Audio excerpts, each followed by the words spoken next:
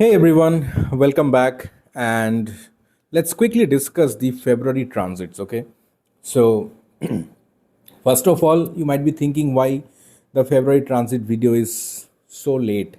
It's already 10 days over in the month of Feb. So, my intention was that whenever I'm gonna make this video or whenever I'm gonna share this with you guys, I wanted to tell you that few things already happened with most of you for the last 9-10 days, so that you can correlate with that with your own chart or maybe your family members chart. And secondly, it would be much more easier to understand how the course will be for next 10 to 15 days. So let me tell you what are the major transits happened so far. The first thing is on 3rd of February, Mercury has entered in the sign of Aquarius. On 6th of February, Venus has already entered in the sign of Aquarius, and Rahu is already present there. That means it is a conjunction between Rahu, Venus, and Mercury. Now, one more thing. Till 10th of February, Mercury is combusted. That means it is in a close conjunction with, in degree wise, with Sun. Okay, and where is Sun? Sun is in Capricorn along with Mars. Now you just go back 10 days, from today, and have a quick recap of last 10 days of your life's journey. Most of you can correlate that a lot of anxiety issues happened in last 9-10 days. Now let me tell you one thing. As I think you have already observed in a lot of videos, whenever I discussed whichever way the sign Aquarius, I mentioned that it is the house of gain, it is the house of wish fulfillment, social networking, right? Influential people present in your life, happiness. Now, Rahu is the co-owner of Aquarius. It's a very important thing to understand. Rahu is the co-owner of Aquarius. That means Rahu ideally gives its impactful results in Aquarius. I did not say, or I am not saying Rahu gives excellent result in Aquarius.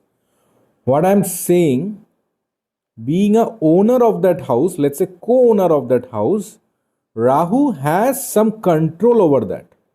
It could be good, it could be bad. Depends how Rahu is placed in your chart, what kind of dasha you are running under. So there are other things.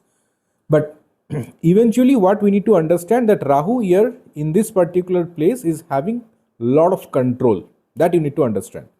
Now what is Rahu? Rahu is definitely illusion. Rahu is also your obsession. And Rahu is also your charisma. Rahu is your out of the box thinking. Rahu is your one kind of a weapon which will help you to come out of a kind of a very bad situation. Okay, so that's so Rahu here is having full control of Aquarius. Now what happened so far? You might have got some good news in life. Let's say because Mercury and Venus together, right? Maybe some health issues you have been recovered from some health issues, or you have gotten information about a particular medical expert, and you are believing that that particular person can help me. Okay, because Venus is a healing planet. Now Venus is there. Any general reasons of happiness, like you are purchasing something, it could be anything, any purchase. Okay, what you are doing by with your full emotions, love, affection, it should give you happiness. It could be electronic items because Mercury is there. It could be any kind of let's say property purchase. It could be anything like insurance, because Venus is also indicates insurance, which you are thinking for so long time to to go for a health insurance or term insurance, some policies, whatever. Now you have purchased it. Now you have achieved something, right? But this particular conjunction of these three planets till today, 10th of February, the problem is it is not allowing you to enjoy that moment. Every day you are having one panic attack, or at least having some anxiety in your mind that whatever I have achieved, is it really worth? Is it really going to be with me? Is it really going to be so successful in future? Is it really going to be so many things? Am I going to be healed by this doctor, or simply I'm just trying my luck? So you got my point, right? I hope you're understanding. Even though you are getting an opportunity to buy a house, even though you're getting an opportunity to clear off your loan, or getting the loan disbursement, or let's say uh, you got to know about a very fantastic doctor who has treated the symptoms whatever you have so far, and you are going to meet with him or going to meet with her in a very soon, but still you are not able to have that positiveness in your mind. Because why? Rahu is there. What Rahu does, Rahu creates illusion, Rahu creates even anxiety when it is with Mercury. Rahu, even if it is a small thing, Rahu shows like, oh, it's so huge, so big, so impactful. That's what Rahu does. It plays with your mind. So I personally believe this happened with a lot of people, because I have seen few charts in recent times which shows, or the people, they have shown that kind of pattern in last 19 days. Now what will happen from tomorrow? Now from tomorrow, Mercury is going to rise again. That means it is coming out of its combustion, which is very much needed for any planet. So and one more window. So from tomorrow, let's say 11th of February till 25th of February, Mercury will be in a no combustion zone. So it will not be combusted, even though Sun will be moving to Aquarius on 13th of February. Still, Mercury will not be in a no combustion zone till 25th of February. So this 10-15 days of period is a time when you will again assess. Oh, okay, whatever has happened, it is having a good thing behind it. I was simply taking a lot of tensions. I was simply thinking, okay, whether in long term it will give me good results or not. Maybe in long term I'll think, now I'll let me enjoy the moment. Okay? So these are the small changes will happen in your mindset. You'll start enjoying the small things, which Rahu was not allowing because Mercury also was combusted. Now Mercury is little bit free now. Mercury is like what? Childlike nature. Okay? Childlike nature. So now Mercury will be very much playful. So you will also be little bit playful. You will start enjoying the moments, which is very much needed to stay strong in this chaotic world, which is very much needed. Okay, so these changes you will start seeing from tomorrow in next 10 to 15 days of window. Now what next? The next very very important transit is on 17th of February, which is a solar eclipse day. Sun and Rahu, Grahan Dosh, eclipse.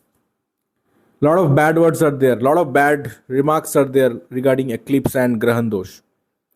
One thing I just wanted to tell you from my experience, with all respect towards the all other experts, that what I have found, that every eclipse, whenever it ends, Sun will be going in a dominant position. That you need to understand. Till eclipse, Rahu is the ruler. Okay, see, Sun is what? Sun is the king.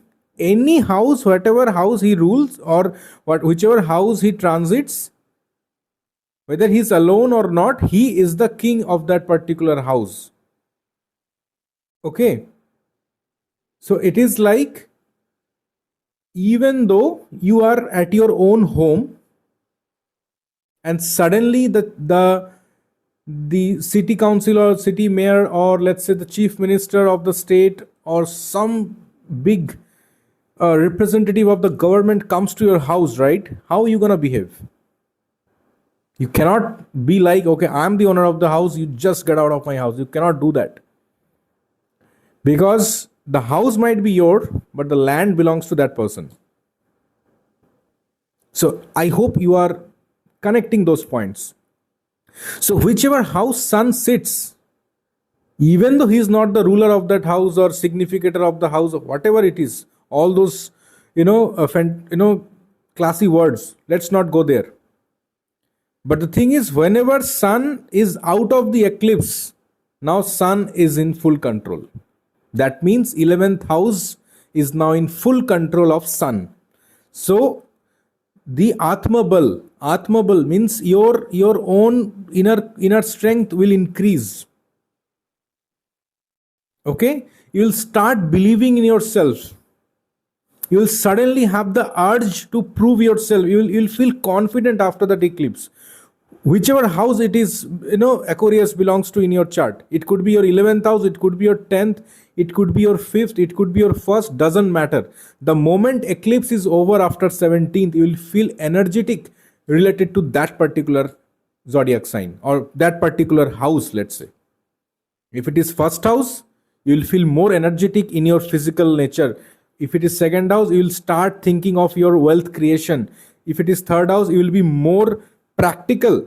You'll be more, let's say, I should not say aggressive, but more confident towards your communication. If it is fourth house, you will think about your home happiness. You'll think about, okay, what I can do to make up my family members happy. What I can provide them, because sun is a provider actually. Okay, if it is happening in the fifth house, you'll start thinking about your kids. You'll start thinking about some creativity. You'll start thinking about giving something to the society. Let's work for the society. Sixth house, maybe you'll start thinking about your enemies. Okay, let's destroy them. Let's create a plan. Okay, so that's how the things will work in your chart. The moment sun is coming out of the eclipse, he is the most powerful planet in that particular house, and that is going to happen after 17th of Feb. So that's why it's a very important transit. Now what else going to happen? I think on 26th of February, yes, 26th of February, Mercury again, it is going to be retrograde and combusted. Now you might be thinking that okay, again Mercury is combusted, again Rahu is there, Sun now is already in Aquarius. Will I be again confused or not? No. Here situation is a little bit different, because now Sun is out of the eclipse. Sun will guide Mercury. Sun will show the light to the Mercury. Okay, one thing you need to be very careful, definitely, because any combustion means Mercury is too much now dependent on Sun. Mercury is depending on his father, mentor, whatever.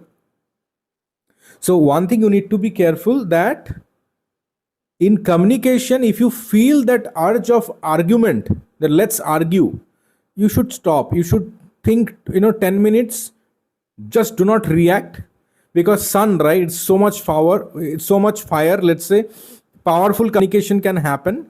And Mercury is all about your communications, right, your words. So what it will do, you might feel guilty after delivering those things, delivering those words, delivering those communication, delivering those emails. After you'll start feeling, oh, I could have been avoid that kind of words, I could have been avoid that kind of situation. Because Sun is what Sun doesn't tolerate any kind of nonsense. Okay, Sun is a very egoistic planet.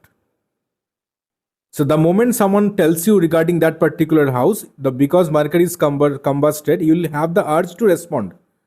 I should not say respond, you'll have the urge to react immediately. Try to avoid that when it is in combustion. That's it. Think 10 minutes, keep your head, a bit calm down, drink water, then you start preparing in your mind, then you deliver. And even after that, if something is going in little bit in a fiery way, let it happen. It is not going to harm, because you have given yourself a chance to think.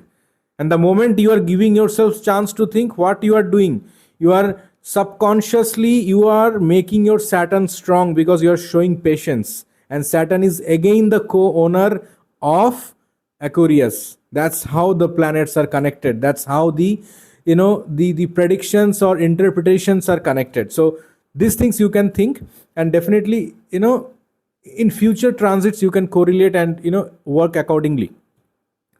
And next very big transits are happening in the Feb, near to the Feb end, that Mars is joining in Aquarius. So more fiery elements, Sun and Mars. Okay, so you will have a lot of confidence, but because of Mercury combustion, it can give you overconfidence. So don't go for an overconfidence kind of mode. Don't simply just say loudly. Take a break for 10 minutes, then you respond. That could be the ideal remedy, I would say, for the February month. Okay, for everyone, irrespective of your zodiac, irrespective of your ascendant. It is happening in the 11th house, and it's a very, very major transit. And after this transit, only things will start getting stabilized in the society.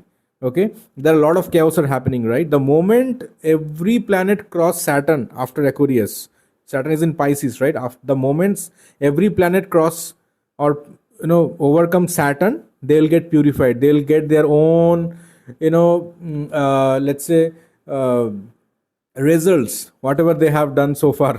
Okay, whether it was good or bad, or they have passed with a flying colors or not. Okay, so the moment they'll cross Saturn, soon things will get calmed down, things will get stabilized, your anxiety level will calm down, your blood pressure will calm down, and you'll start thinking more peacefully, which is very much needed. Okay, every time aggressive thinking is not needed. Okay, peacefully you'll start thinking, okay, I can do that, let's have a plan. So that peace, that inner peace, that control will come within yourself. That's the beauty of those transits. Okay, so thanks everyone, thanks for staying with me, and I'm working on some more learning videos, and stay tuned with me. Thank you.